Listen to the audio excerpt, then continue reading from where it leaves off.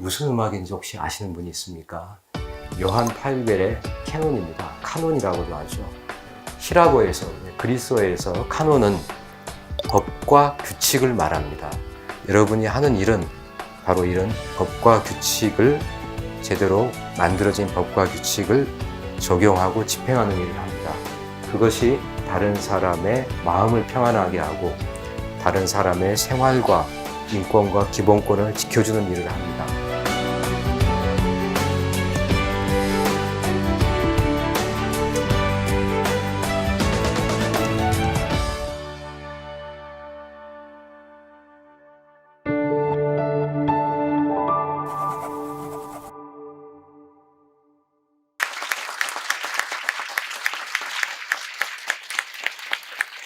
여러분들이 놓치지 않아야 될 것들이 바로 이 문사철입니다. 조선시대 선비가 갖춰야 될 덕목이라고 합니다. 문학을 알아야 되고 역사를 알아야 되고 철학을 알아야 됩니다. 실무만, 스킬만 아는 검사는 오래가기 어렵습니다. 사람과 세상에 대해서 끊임없이 공부를 해야 됩니다. 그렇지 않으면 검사 생활을 하다가 지쳐 나가 떨어집니다. 여러분들 마라톤을 해야 되는데 마라톤을 100m 달리기 하듯이 계속 뛸 수 있습니까? 안 됩니다. 꼭 여러분들께 문학책도 읽고 소설도 읽고 시도 읽고 영화도 보고 주말에는 미술관도 가시라고 말씀드리고 싶습니다. 사람에 대한 깊은 이해, 세상에 대한 깊은 이해가 없으면 정말 피상적으로 성과만 쫓는 그런 검사가 되게 됩니다. 여러분들이 그런 검사에 멈추지 않기를 저는 꼭 바라겠습니다.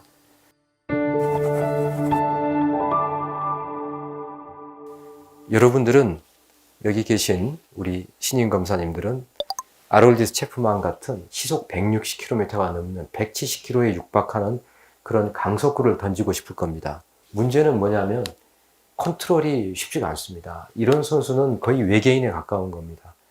여러분, 야구를 잘하고 공을 잘 던지기 위해서는 어깨에 힘을 빼야 됩니다. 가장 부드럽게 치는 타자가 가장 멀리 내보낼 수 있습니다. 검사가 됐다. 나는 대한민국 검사다. 그런 걸 갖고 어깨에다가 힘을 주고 몸이 굳어지면 그때부터 여러분들의 결정이나 판단은 잘못된 방향으로 빠지기 쉽습니다. 몸에 힘을 빼는 연습을 하세요.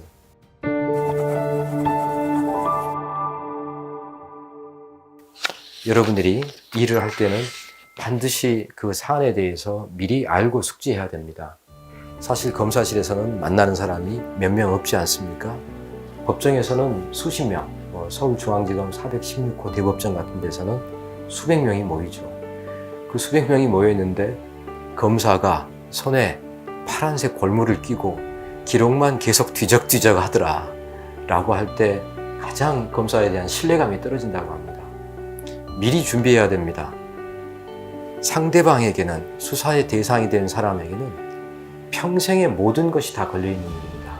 인생이 걸려 있습니다. 재산이 다 걸려 있고 인신이 걸려 있고 가족이 걸려 있고 명예가 걸려 있습니다. 여러분들한테 한 달에 200건의 사건이 배당되면 여러분들은 200분의 1의 사건에 불과합니다. 그러나 그 사람에게는 1분의 1입니다. 평생 모든 게 걸려 있습니다. 상대방 앞에서 허둥지둥하거나 준비가 덜 돼 있거나 뒤적이거나 하는 모습을 보이지 않아야 됩니다. 그것이 반드시 필요합니다. 진정성을 가져야만이 다른 사람을 설득하고 다른 사람의 마음을 움직일 수 있습니다. 그렇기 때문에 여러분들은 여러분이 하는 일을 스스로 해야 됩니다. 바로 내가 하는 일을 내 손으로 하는 것, 그것이 프로시큐터에서 프로만 따서 프로페셔널입니다. 말로만 지시하는 것은 이미 그거는 프로페셔널이 아니다. 여러분은 앞으로 다른 사람을 설득하는 일을 계속해야 되는 직업입니다. 누구를 설득해야 됩니까? 첫 번째로 내 방에 있는 수사관과 실무관을 설득해야 됩니다. 우리 이 일을 같이 합시다. 납득을 시켜야 됩니다. 두 번째로 피의자를 설득을 해야 되고 사건 관계인 참고인을 설득을 해야 됩니다. 세 번째로 변호사를 설득해야 됩니다. 네 번째로 내 상사를 설득해야 됩니다. 부장, 차장, 검사장을 찾아가서 내가 하는 일이 이렇게 정당성을 갖추고 있으니 앞으로 이런 일을 어떻게 진행을 하겠습니다. 설득을 해야 됩니다. 그걸 넘어서서 언론을 설득해야 됩니다. 언론은 국민 여론을 대신 반영하는 기관입니다. 국민들이 보고 이해해야 됩니다. 국회도 설득해야 됩니다. 다른 기관도 설득해야 됩니다. 여러분이 해야 될 일은 오로지 나를 동심원의 가운데에 두고 내 주변에 있는 모든 사람들을 설득하는 일입니다. 일을 잘하는 것 플러스 설득을 어떻게 하는 것인지, 이 두 가지 일을 어떻게 해야 되느냐, 바로 이렇게 사전에 준비하지 않으면 설득은 정말로 어렵습니다.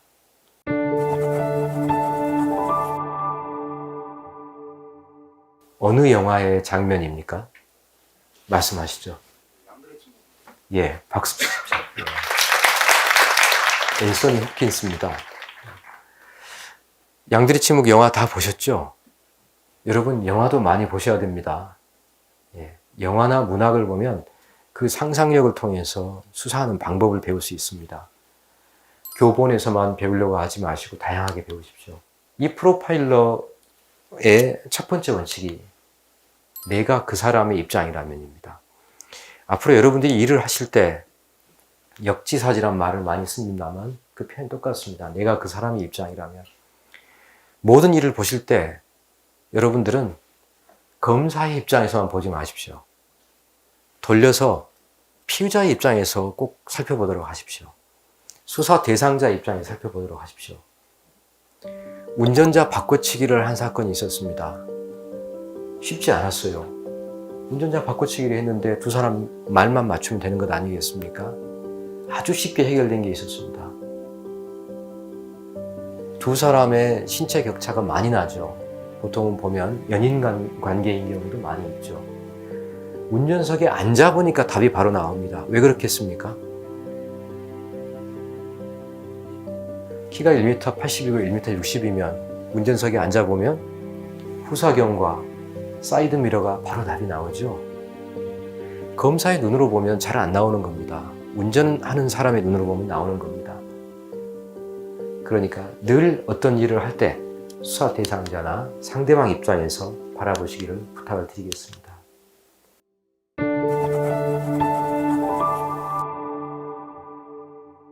독수리의 두 날개입니다. 수레도 두 바퀴가 있어야지 가고 또 새도 두 날개가 있어야지 날 수 있습니다.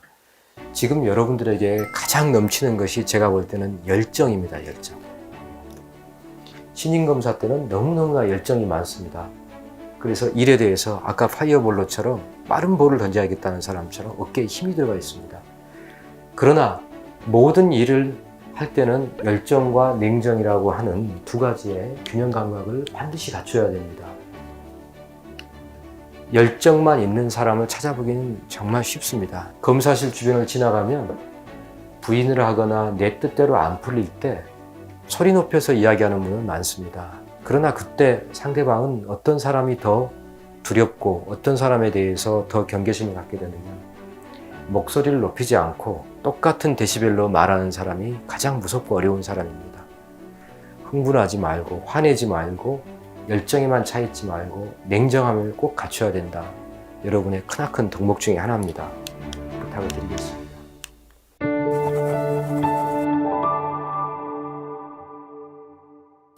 여러분들이 갖고 있는 것은 가장 큰 힘은 말과 글입니다. 미국의 헌법의 아버지들은 미국의 사법기관을 뭐라고 표현했냐면 칼도 지갑도 없는 기관이라고 표현을 합니다. 칼은 무력을 말합니다. 총과 포, 칼이 없습니다. 또 지갑이 없다라고 하죠. 지갑은 뭘 말하는 거냐면 기획재정부 또 재무부처럼 돈을 갖고 있는 곳입니다. 우린 돈도 없습니다. 우리 검찰을 자산을 재평가를 하면 기업들은 일정 기간이 지나가면 자산 재평가를 합니다. 자산 재평가를 할 때 기왕에 사놓은 땅, 부동산, 또 지적재산권 이런 것들을 다시 평가를 합니다. 감가상각이 되기도 하고 부동산 가격이 오르기도 하죠. 우리 검찰을 자산 재평가하면 어떻게 되겠습니까? 자산이 아무것도 없습니다. 우리가 갖고 있는 법무연수원 건물도 검찰청 건물도 전부 국가 소유입니다. 검찰의 소유는 아닙니다. 자산 평가를 하면 우리에게 남는 것은 오로지 컴퓨터하고 여러분들밖에 없습니다. 여러분들은 일을 뭘로 하느냐? 말과 글로 합니다. 김훈의 남한산성의 첫 문장이 이렇습니다. 버려진 섬마다 꽃이 피었다라고 하는 첫 문장입니다. 김훈 작가가 버려진 섬마다 꽃이 피었다라는 첫 문장을 쓰고 강연에서 이렇게 말한 적이 있습니다. 버려진 섬마다 꽃이 피었다라고 쓸까 아니면 버려진 섬마다 꽃은 피었다라고 쓸까를 놓고 너무나 많은 고민을 했다는 겁니다. 뉘앙스가 어떻습니까? 꽃이 피었다는 말은 객관적으로 물리적인 사실을 기술한 겁니다. 근데 버려진 섬마다 꽃은 피었다라는 말은 주관적인 화자의 감정이 개입되어 있는 문장입니다. 이 이와 은 하나를 놓고 달리 보는 겁니다. 우리가 말을 하고 글을 읽을 때 우리는 어떻게 했는지 한번 생각을 한번 해보면 좋겠습니다.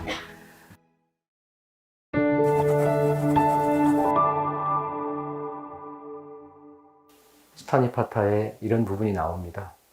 소리에 놀라지 않는 사자와 같이. 동물의 왕국에 보시면 숫사자가 무심하게 으르렁거리는 얼굴들이 나올 겁니다. 아무리 큰 소리가 나도 사자는 놀라지 않습니다. 두 번째로 그물에 걸리지 않는 바람과 같이. 바람은 그물이 있어도 통과하게 됩니다. 세 번째로 진흙에 더럽히지 않는 연꽃과 같이. 여러분은 앞으로 진흙 안에 들어갈 겁니다. 범죄의 세계에 발을 담그게 됩니다. 직접이 아니라 간접적으로. 그렇지만 그 진흙에서 곱고 아름답고 깨끗하게 피는 연꽃과 같이. 마지막에 무소의 뿔처럼 혼자서 가라. 코뿔소를 말하죠. 불가에서 살불살조란 말이 있습니다. 부처님을 만나면 부처님을 죽이고, 살조, 고승, 조사죠. 조사를 만나면 조사를 죽여라 하는 말이 있습니다. 그 말은 다른 사람을 통해서 깨달음에 다다르지 말고 나를 통해서 깨달음에 다다라야 된다 하는 말입니다. 무소의 불처럼 혼자서 가라는 말은 나를 돌아보고 나를 내려놓고 나를 죽이라는 말입니다. 어두운 방 안에 홀로 앉아 있어도 스스로 부끄럽지 않도록 여러분이 검사 생활을 시작해서 마무리해 주시기를 부탁을 드리겠습니다. 오늘 제 말씀 경청해 주셔서 고맙습니다.